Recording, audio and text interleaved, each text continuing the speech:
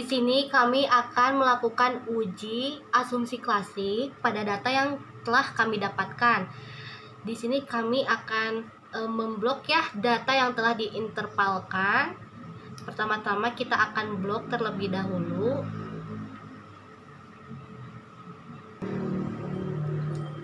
Kita blok semua kecuali X1, X2, dan Y. Setelah diblok, kita akan mempastenya ke SPSS.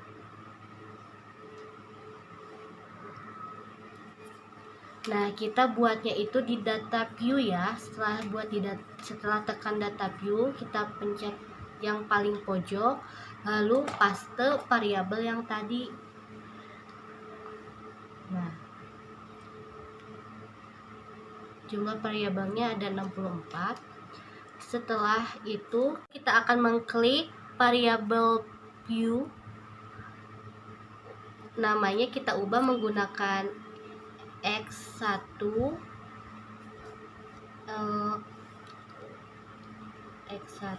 lalu X2 dan Y. Dan labelnya kita menggunakan nama labelnya itu kita gunakan dari data yang kita gunakan ya. Jadi X1-nya itu adalah Sistem Informasi Akuntansi.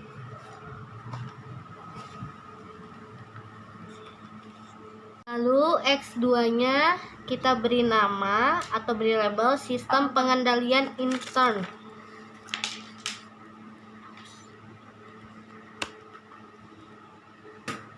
Dan Y kita beri label Kualitas Laporan Keuangan.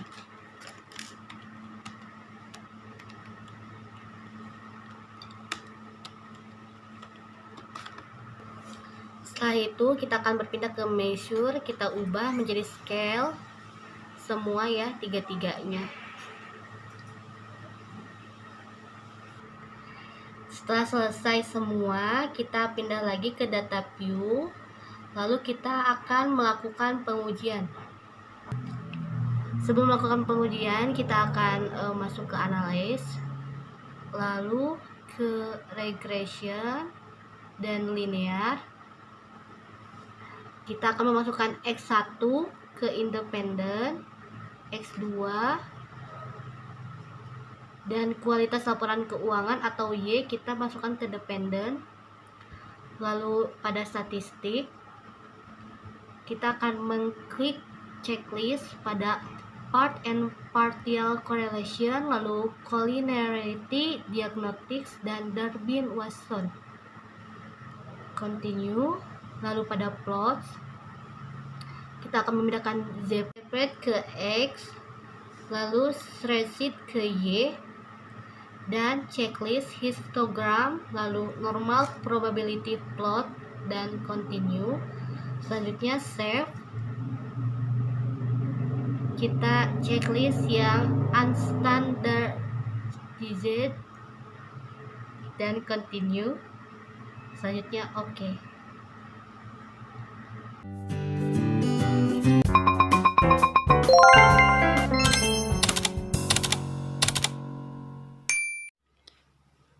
Nah, ini adalah hasil output yang nantinya akan kami interpretasikan. Nah, untuk uji asumsi klasik ini ada 4. Yang pertama ada uji normalitas, kemudian yang kedua ada uji multikolinearitas, kemudian yang ketiga ada heteroskedastisitas, dan yang terakhir ada uji autokorelasi. Nah, di sini saya Rika Rismayanti akan menjelaskan tentang uji normalitas. Untuk uji normalitas itu dapat dikatakan normal apabila tingkat signifikasinya lebih dari 0,05. Begitu juga sebaliknya, jika signifikasinya kurang dari 0,05 berarti variabel tersebut tidak normal. Nah, di uji normalitas itu kita dapat uji berdasarkan histogram, berdasarkan V-plot, dan juga berdasarkan Kolmogorov-Smirnov. Nah, di sini saya akan menjelaskan tentang histogram terlebih dahulu. Nah, apa sih itu uji normalitas menurut histogram itu? Nah, ini hasilnya. Bisa dikatakan normal, kita bisa lihat dari tabel berikut ini. Apabila tabel ini membentuk gunung seperti ini, itu bisa dikatakan normal. Namun, kita tidak bisa berasumsi bahwa bisa dikatakan normal. Nah, selanjutnya kita akan menguji berdasarkan uji Piplot. Nah, selanjutnya kita akan uji berdasarkan uji Piplot. Nah, untuk uji Piplot ini bisa dikatakan normal apabila titik-titik yang ini itu mengikuti garis diagonalnya. Nah, ini kan mengikuti garis diagonalnya. Jika seperti ini bisa dikatakan normal. Nah, yang terakhir ada uji Kolmogorov. Nah, untuk uji Kolmogorov ini kita bisa uji lagi di sini. Nah, kita pilih analyze, kemudian non-parametric test, lalu legasi dialog, dan sampel KS. Nah, yang ini kita pindahkan ke tes variabilis, kemudian oke. Nah, di sini langsung muncul sampel Kolmogorov-Smirnov. Nah, untuk menentukan Kolmogorov-Smirnov ini lebih besar dari 0,05. Nah, untuk menentukan Kolmogorov-Smirnov ini lebih besar dari 0,05, untuk menentukannya itu yang ini, yang 0,073. Nah, ini tingkat signifikasinya lebih dari 0,05. Nah, atau 0,73 ini lebih dari 0,05. Berarti dapat dikatakan bahwa variabel-variabel tersebut itu normal. Atau 0,073 ini lebih dari 0,05. Berarti variabel-variabel ini dapat dikatakan normal.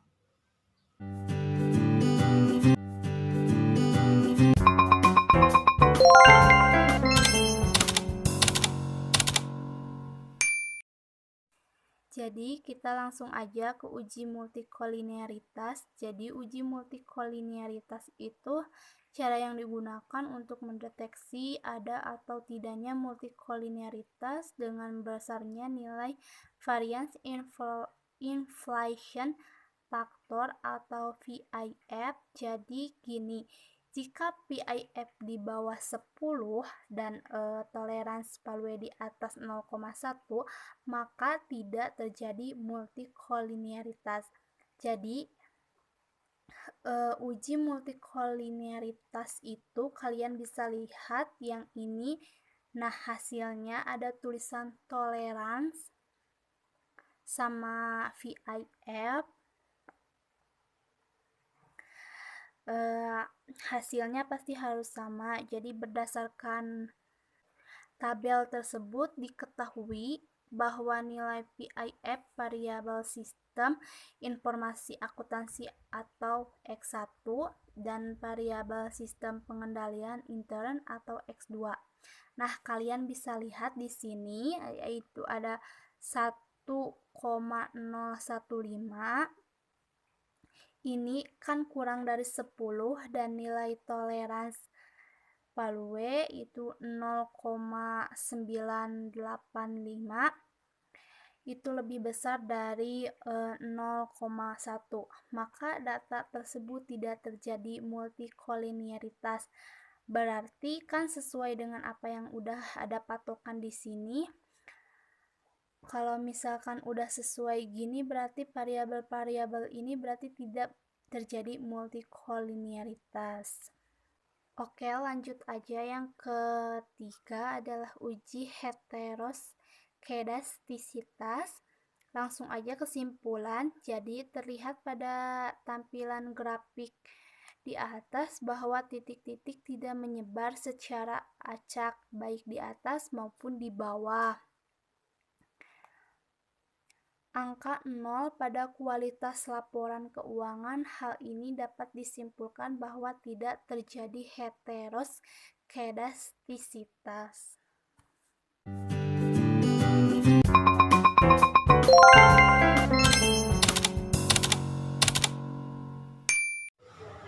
Di sini saya akan melanjutkan uji autokorelasi. Di sini sudah ada di model Sumeri hasil dari Darwin-Watson yaitu 2,110.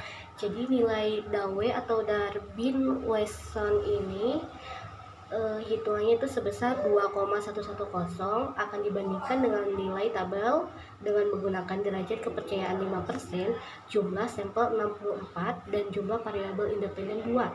Jadi hasil uji autokorelasi Darwin-Watson itu N-nya itu belum diketahui, sedangkan D itu sudah diketahui ya 2,110. Untuk melihat DL dan DU-nya kita akan melihat tabel Darwin-Watson sebagai berikut. Jika dilihat hasil yang telah dijumlahkan atau ya setelah dijumlahkan, yang diketahuinya itu seperti ini ya. Yang diketahui di Darwin-Watson ini hanya D-nya, sedangkan jika belum melihat DL dan DU-nya itu sudah ada hasilnya dari K2. Nah, N ini dari mana dan DL dan DU ini dari mana, maka kita akan melihat di tabel Darwin-Watson. Berikut adalah tabel Darwin-Watson A5%. Karena independen kita 2, kita akan mengambil K2 dan N64 itu adalah jumlah responden. Kita akan mengambil jumlah responden 64. Nah, ini 64 ya. Di sini 64, maka kita akan mengambil K2. K2 berarti ini DL-nya 1,5315 dan DU-nya 1,6601. Jadi N di sini adalah jumlah responden yang ada di tabel Darwin-Watson yang tadi, dan DL ini berikut juga DU adalah hasil dari tabel K2 yang ada di tabel Darwin-Watson. DL-nya 1,5315, DU-nya 1,6601. Rumusnya adalah 4 kurangi DL, begitu juga 4 kurangi DU. Nah, prosesnya seperti ini saja. Di sini kan 4 kurangi DL berarti 4 kurangi DL 1,5315 dan hasilnya adalah 2,4685. Berikut juga 4 kurangi DU. Di sini DU adalah 1,6601, berarti 4 kurangi 1,6601 sama dengan 2,3399. Nah, jadi setelah hasil yang ini, untuk kita mengetahui terdapat atau terjadinya autokorelasi itu ada 3 tahap untuk dibandingkan. Jadi, untuk menentukan terdapatnya atau tidak terdapatnya autokorelasi, kita akan menentukan melalui 3 poin ini. Nomor 1, 2,110 kurang dari 1,5315 atau 2,110 lebih dari 1,5315. Itu artinya maka hipotesis 0 ditolak, artinya terdapat autokorelasi. Tetapi data yang kami uji ini tidak termasuk pada poin 1. Kita bandingkan dengan poin 2 yaitu DU, berarti 1,6601 kurang dari 2,110 dan kurang dari 2,3399, maka hipotesis 0 diterima, artinya tidak terdapat autokorelasi. Sedangkan data yang kita uji itu termasuk pada poin 2. Jadi DU kurang dari D kurang dari 4 kurangi DU, atau jika dimasukkan dengan data yang kita uji 1,6601 kurang dari 2,110 dan kurang dari 2,3399, maka hipotesis 0 diterima, artinya tidak terdapat autokorelasi. Data di poin kedua itu adalah pembuktian dari uji kita, artinya tidak terdapat autokorelasi. Jadi ini adalah tabel Darwin-Watson yang telah diperoleh seperti ini ya.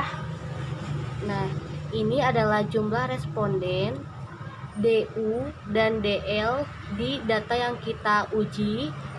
Ini adalah K2, ini jumlah responden atau N, dan ini adalah DU dan ini adalah DL. Jadi juga hasil dari ini adalah oleh karena nilai Darwin-Watson itu dihitung lebih kecil daripada batas atas 1,6601 dan lebih kecil daripada DU kurang dari D kurang dari 4 kurang DU atau 1,6601 kurang dari 2,110 dan kurang dari 2,3399. Selanjutnya kita akan melakukan rantes. Jadi apa sih itu rantes? Jadi rantes adalah sebagai bagian dari statistik non-parematik, dapat pula digunakan untuk menguji apakah antar residual terdapat korelasi yang tinggi. Jika antar residual tidak terdapat hubungan korelasi, maka dikatakan bahwa residual adalah acak atau random. Rantes digunakan untuk melihat apakah data residual terjadi secara random atau tidak.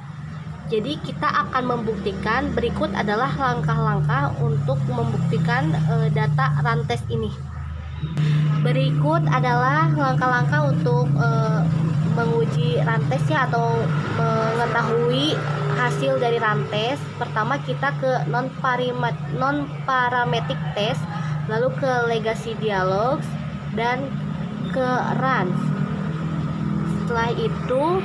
Setelah itu kita akan memasukkan unstandardized residual ke test variable list dan oke. Nah, di sini kita sudah mendapatkan hasil dari rantes. Jadi hasil dari luaran SPSS menunjukkan nilai tes yaitu 84762 dengan probabilitas 1000 tidak signifikan, yang berarti bahwa residual bersifat random atau tidak terjadi autokorelasi antar nilai residual.